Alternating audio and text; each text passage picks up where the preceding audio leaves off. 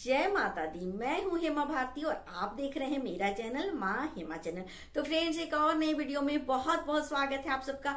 उम्मीद करती हूँ कि आप सब स्वस्थ होंगे, मस्त होंगे और जहाँ कहीं भी होंगे बहुत खुश होंगे। तो फ्रेंड्स, हमेशा की तरह मैं भी बहुत खुश हूँ।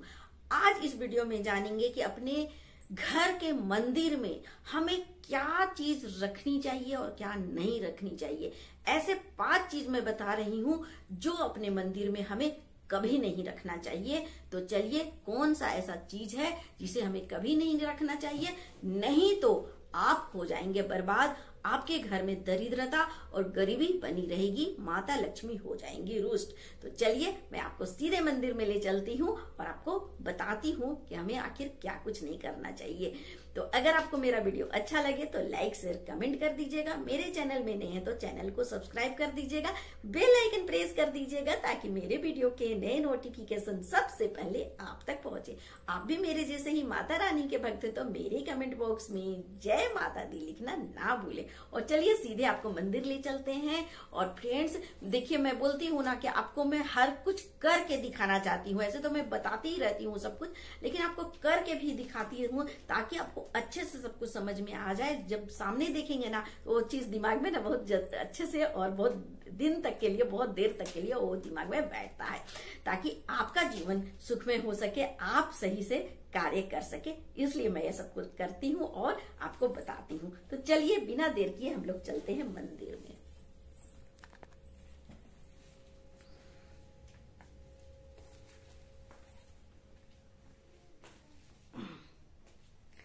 तो देखिए फ्रेंड्स, यहाँ पर हम आ गए हैं मंदिर में। यहाँ पर आपको दिखा दे, ये रहा हमारा मंदिर है ना। यहाँ पर देखिए मेरी माता रानी है और नीचे में मेरे राधा रानी, कृष्ण कन्हैया जी, और यहाँ पर मेरे राजा जी यहाँ पर हैं। और इधर देखिए फिर पीछे में आगे में हमारे कृष्ण जी हैं। तो चलिए फ्रेंड्स, मैं आपको बताती हूँ कि हमें अपने मंदिर में क्या कुछ रखना चाहिए और क्या कुछ नहीं रखना चाहिए। तो मैं ऐसे 5 चीजें बताऊंगी जो आप अगर मंदिर में कर लेते हैं ना तो आपके घर में हमेशा सुख समृद्धि बनी रहेगी, माता लक्ष्मी आपसे हमेशा प्रसन्न रहेंगी और आपके घर में विराजेंगी। तो सबसे पहले तो देखिए, यहाँ पर मेरी माता रानी है, इनका मूर्ति आप देख सकते हैं फ्रेंड्स। मैं सबसे पहले ये क्लियर कर दूं फ्रेंड्स कि कभी भी अपने मंदिर में आप बड़ी मूर्ति ना रखें। अगर आपको रखना है तो छोटी मूर्ति रखें, मतलब अंगूठे भर की मूर्ति आपको रखनी चाहिए। ये आप फिर आपको 1 से 2 इंच तक का ही आप मूर्ति रखना चाहिए। इस तरह से जो माता रानी है, इतना बड़ा मूर्ति नहीं रखना है। अब क्यों नहीं रखना है वो मैं बता देती हूँ। क्योंकि जब आप बड़े मूर्ति रखते हैं ना तो फिर उनका पूजा सेवा ना अलग हो जाता है। जब आप मूर्ति रखते हैं तो फिर उनका प्राण प्रतिष्ठा करवाना पड़ता है, उनमें आ जाता है मतलब वो जाग जाते हैं, फिर वो बड़े मूर्ति ना जाग जाते हैं। तो ऐसा होता है कि वो फिर हम मतलब आपके घर में एकदम से साक्षात विराजमान होते हैं। तो इसलिए फिर आपको बहुत नियम धर्म करना पड़ेगा। उन्हें भोग बना करके भोग लगाना, उसके बाद फिर उनका सेवा करना, हर एक चीज का ध्यान रखना पड़ता है। अब मैंने जो ये माता रानी का मूर्ति इतना बड़ा सा आप देख रहे हैं कि रखे, और कई वर्षों से मैंने रखा है, और इन्हीं का है मतलब आशीर्वाद कि आज जो कुछ भी मैं हूँ आप सबके सामने सुखी संपन्न इन्हीं की वजह से हूँ। क्योंकि मैं इनका दिन रात सेवा करती हूँ, भजन करती हूँ, कीर्तन करती हूँ, सात्विक रहती हूँ, भोग बनाती हूँ, भोग चढ़ाती हूँ और तब मैं प्रसाद ग्रहण करती हूँ। तो ये सब मैं नियम करती हूँ। और मेरी बात एक अलग है, क्योंकि माता रानी का रहा है कि अब बेटी आप रखो मुझे अपने घर में, तो मैं इसलिए रखती हूँ क्योंकि ये अनुभव हुआ था।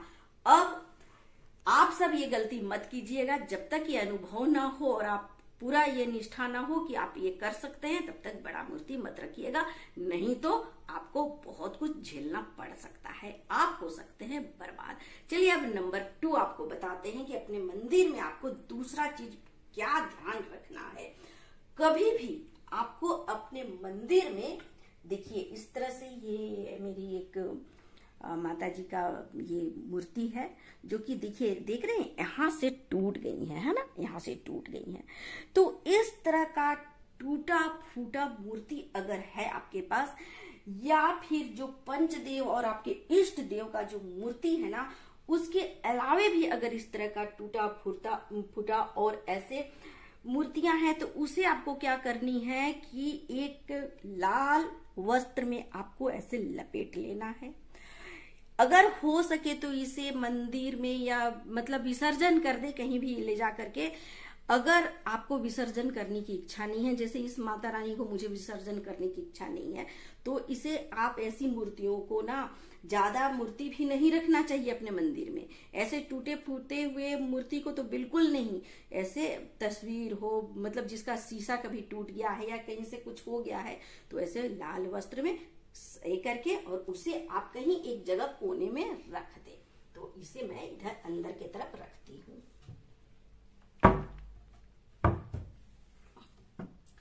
तो ये हो गई बात। अब मैं आपको बता रही हूं कि बहुत लोग क्या करते हैं ना फ्रेंड्स, कि कहीं भी तीर्थ स्थल में जाते हैं ना, तो तीर्थ स्थल से वो क्या करते हैं कि जहां भी गए वहां से एक तस्वीर, फोटो, मूर्ति लेके चले आते हैं। अब जहां जहां आप तीर्थ जाएंगे वहां से आप लेकर के आ जाएंगे मूर्ति और तस्वीर, तो आप क्या करेंगे, अपने मंदिर में भरते जाते हैं। अब आप कैसे तीर्थ में गए हैं, कौन सी देवी देवता है, कौन है, आप ले आके रख तो दिए। अब उनको किस तरीका से पूजा करना है आपको तो जानकारी नहीं है और आप उस तरह से पूजा कर नहीं रहे और रख लिए हैं। क्योंकि जहां तीर्थ गए हैं मंदिर में, वहां पर पुजारी लोग उनके नियम अनुसार पूजा अर्चना करते हैं। अब आप उस तरह से तो अपने मंदिर में पूजा अर्चना नहीं करेंगे, तो सोचिए फिर कितनी बड़ी गलती हो जाएगी। इसलिए जो आप तस्वीर इस तरह से एक तो लाए नहीं है तीर्थ स्थल से, अगर आप लाए भी हैं तो उसे रखें, पूजा करें और फिर उसे प्रवाह कर दें। या तो फिर जल प्रवाह कर दें या फिर भूमि विसर्जन कर दें या फिर किसी मंदिर में जाके रख दें। क्योंकि ऐसे तस्वीर, देखिए ये जैसे कि मेरा तीर्थ स्थल से आया हुआ है, तो ऐसे तस्वीर को मैं यहाँ पर अपने मंदिर में नहीं रखती हूँ। ये सबको मैं लाल वस्त्र से लपेट करके और इसे मैं एक कोने में रखती हूँ, ताकि ये इनका मतलब बना भी रहे साथ और इनका मैं विसर्जन भी ना करूं। ये इस तरह से, और इसे समय समय में साफ सुथरा करती रहती हूँ। ये हो गई बात। अब जानेंगे नंबर 4।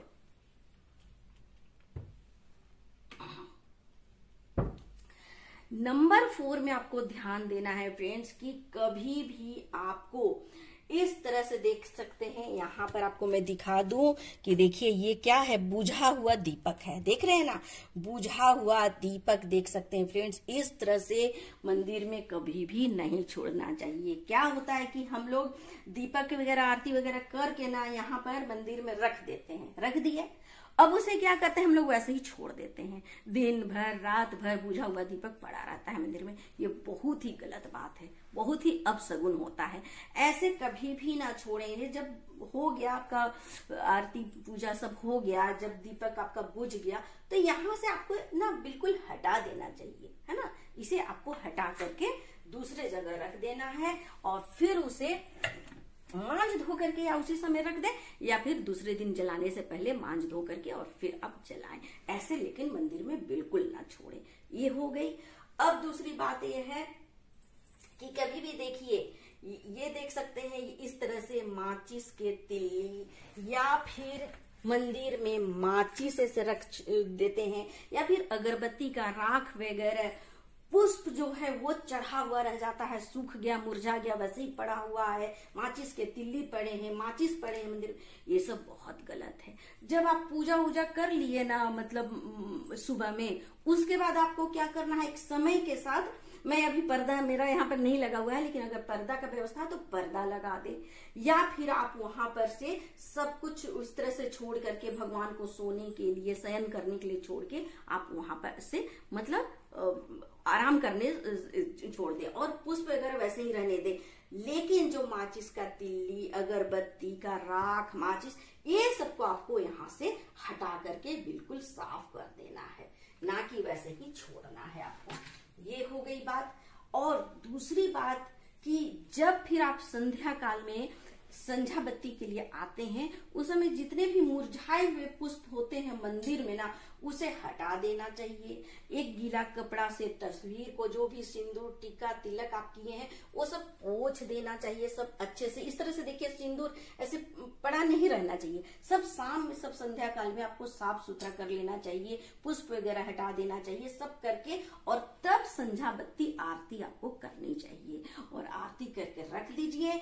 और रात में सोने से पहले जब आपका दिया बुझ गया तो वहां से दीपक जो है हटा दीजिए, तुलसी मैया से भी दीपक हटा दीजिए, दरवाजे से भी दीपक हटा के एक को साइड में कर दे और इस तरह से फिर आपको सोना चाहिए। ऐसे छोड़ करके रात में नहीं सोना चाहिए। ये भी क्लियर हो गया। और अब मैं आपको बताती हूँ क्या कुछ रखना चाहिए। तो देखिए अपने मंदिर में अपने पंचदेव देवी देवता को तो जरूर रखें, है ना। उसके बाद आपको एक कलश जरूर रखना है। देख सकते हैं फ्रेंड्स, ऐसे कलश में नारियल होना ही चाहिए, वो पात्र जल से भरा रहना चाहिए और फिर लाल वस्त्र से उसे आपको नारियल को ढक के रखना चाहिए, लपेट के रखना चाहिए या फिर चुनरी से। ये हो गया। और देखिए आपको मैं दिखा दूं कि इस तरह से आपको एक पात्र में शंख जरूर रखना चाहिए अपने मंदिर में। लाल वस्त्र से देखिए मैं इसे लपेट के हमेशा रखती हूँ। अगर हो सके तो पीला वस्त्र से या लाल से लपेट के इस तरह से पात्र में करके आपको शंख जरूर रखना चाहिए अपने मंदिर में। और इसे प्रतिदिन आपको पूजा भी करना चाहिए। इसमें पुष्प वगैरह चढ़ाएं, अक्षत छीटे और हो सके तो वहां पर कुछ पैसे भी रखने चाहिए। और अपने मंदिर में आपको अपने मंदिर में जरूर से कुछ पैसे लाल वस्त्र में लपेट करके, चाहे जितना भी 10, 20, 50 जो भी हो सके आपको, मैं यहाँ पर आपको दिखाने के लिए 10-15 रुपये रख रही हूँ, ऐसे लपेट करके आपको अपने मंदिर में जरूर एक कोने में रख देने चाहिए। तो ये भी हो गया। तो उम्मीद करती, और देखिए देवी देवता को हमेशा एक चुनरी वस्त्र ऐसा ओढ़ाना ही है। जैसे माता रानी को मैं वहां चुनरी ओढ़ाई हूँ, यहाँ इस तरह से मतलब आपको वस्त्र जरूर से उड़ा के रखना है। तो उम्मीद है फ्रेंड्स कि आपको सारी बातें क्लियर हो गई होंगी अपने घर के मंदिर को लेकर के। तो इसी तरह के अच्छे वीडियो और पूजा पाठ आध्यात्मिक चीजें की जानकारी लेने के लिए मेरे वीडियो को देखते रहें और लाभ उठाते रहें। तो चलिए फ्रेंड्स, इसी के साथ अपना वीडियो में अंत करती हूँ। अगले वीडियो में नए विषय के साथ फिर मिलती हूँ। तब तक के लिए मुझे आज्ञा दीजिए। जय माता दी।